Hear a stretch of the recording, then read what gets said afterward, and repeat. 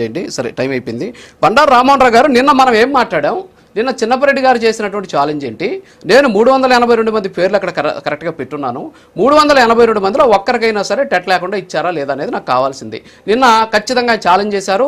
ఇదే నాకు last debate కావాలని చెప్పేసి కూడా వారు కోరుకున్నారు. నేనేమో మీరు ఎమ్మెల్యే కావాలండి, మీ పార్టీ అధికారంలోకి వస్తే మీరు మంత్రి కావాలని చెప్పేసి కూడా నేను కోరుకున్నా. సరే, ఛాలెంజ్లో ఇప్పుడు నేను అడుగుతున్న ప్రశ్న కరెక్టే కదా? ఆయన ఛాలెంజ్ స్వీకరించినట్టా లేదా? ఓడిపోయారా గెలిచారా? మీరు చెప్పండి. అద్దము మొహం రెండు ఒక దగ్గర కనపడుతున్నాయి కదా సార్. పెద్దలు చిన్నపరెడ్డి గారికి, అట్లాగే వంశీ గారికి, గిరీష్ గారికి మీకు నమస్కారం. అంటే రెండు పేరు ఇప్పటిదాకా ఒకటి చెప్తున్నారు. చెప్పిన వారేమో రాలేదు అంటున్నారు కానీ ఒక పేరు చెప్పడం లేదు. నవీన్ గురించి చెప్తే మనం స్పష్టంగా చెప్పాం. కానీ నవీన్ అన్నాడు ఎస్సీఆర్టీలో పనిచేసినాడు, కాంట్రాక్ట్ ఉద్యోగిగా.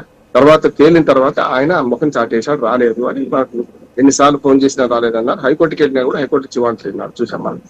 కొన్ని మొత్తం కేసులు హైకోర్టు మనకు రిజెక్ట్ చేస్తే దాని మీద సుప్రీంకోర్టు కూడా వెళ్ళలే కానీ మనకు స్పష్టం అవుతుంది. చూస్తున్నాం కదా. నేను నిన్న అన్నాను, ఇవాళ అన్నాను. కోర్టుకు వెళ్ళండి. మీరు ఏదైనా నిజంగానే జరిగితే కోర్టుకు వెళ్ళండి, సుప్రీంకోర్టుకు వెళ్ళండి, నష్టం ఉన్నది అంటున్నాను. సిబిఐ విచారణ అంటారు, రాష్ట్ర ప్రభుత్వం కూడా చేయదు. ఇప్పటికే సిబిఐ విచారణ చేస్తే ఎన్ని అంశాలు పెండింగ్ లో ఉన్నాయి. వివేకానంద అరెస్ట్ కేసు 7 ఏళ్ళు అయిపోయింది, 8 సంవత్సరాలు నడుస్తున్నది. తెగిందా? అరెస్ట్లోకి వస్తే ఏం చేశారో చూసినాం మనం. కనుక ఈ సమస్య లేదు. నిజంగానే మీరు అన్నట్టు వారు ఈ 384 మందిలో ఒక్కరిని చుట్టూ చూపించినా నేను కూడా ఏం చేస్తాను. మీరు చేసిన ఛాలెంజ్ కట్టుబడి ఉండాలని నేను కూడా కోరుకుంటాను. వారైనా అట్లా ఉండాలంటున్నాను. స్పష్టంగా వారు ఈ 384 మందిలో ఒక లిస్టు పంపండి, వారికి సెల్ ఫోన్ పంపండి మెసేజ్, అందులో చూసుకొని మరి 10 నిమిషాలు టైం చూసుకొని చెప్పానండి. నష్టం లేదు. లేదు సార్, అక్కడ కనిపిస్తుంది. లేదు, మన స్క్రీన్ మీద 382 మంది వాళ్ళలో వారి ఇష్టం ఒక్క పేరు అంతే. ఓకే, ఛాలెంజ్ అదే, నిన్న ఛాలెంజ్ అదే. దాని మీద కొత్త వద్దు. Okay sir, okay, yeah sir, చెప్పండి, కంటిన్యూ. దాన్ని చూపించమని స్పష్టంగా అందులో సార్. రామ్మోహన్ రావు గారు, వైఎస్ జగన్మోహన్ రెడ్డి గారు ప్రెస్ మీట్ పెట్టిన నాటి నుంచి ఆ రోజు ప్రెస్ మీట్ పెట్టిన దానికి వారం రోజులు ప్రెస్ మీట్ కట్టే కొట్టే తెచ్చేసారు. లిస్టు పెట్టా నిన్న నాకు ఏమీ వద్దు. నాకు జగన్మోహన్ రెడ్డి గారితో, నాకు వైఎస్ఆర్ కాంగ్రెస్ పార్టీతో నాకు సంబంధం లేదు.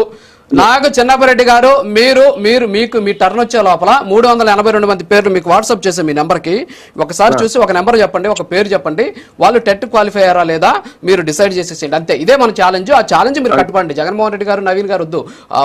ఒకసారి పీసీఆర్ ఆ నవీన్ గారి డాక్యుమెంట్ కూడా చూపించండి. చిన్నపరెడ్డి గారికి పాపం ఎమ్మెల్సీ చంద్రశేఖర్ రెడ్డి గారు ఆయన చెప్పినటువంటి అయ్యే గుర్తున్నట్టుండే. ఒకసారి ఆ డాక్యుమెంట్ కూడా పక్కన ప్లే చేయండి ఒకసారి ప్లీజ్. అదే ఒకసారి ప్లే చేయండి. యా సార్, దాన్ని చూడండి. 30 సార్లు ఫోన్ చేస్తే ఆయన రాలేదని చెప్పేసి ఆయనే ఇచ్చాడు. ఫోన్ చేస్తే రాకపోతే ఉద్యోగాలు ఆడ ఎత్తి పెట్టుకోరనమాట, క్యారీ ఫార్వర్డ్ అవుతాయి, వేరే వాళ్ళకి ఇస్తారనమాట ఉద్యోగం. దాన్ని ప్రాసెస్ అంటాం. అది వచ్చేసి నోటిఫికేషన్లోనే ఒక పాయింట్ పెట్టుంటారనమాట. ఆయనే ఒప్పుకున్నాడు 30 సార్లు ఫోన్ చేస్తే నాకు ఈ లేదని చెప్పేసి. ఆ డాక్యుమెంట్ కూడా ఉంది. ఎస్, మాట్లాడండి సార్ రామ్మోహన్ రావు గారు. సార్ తెలుస్తూనే ఉంది రాజు గారు. ఇప్పుడు నేను అన్నాను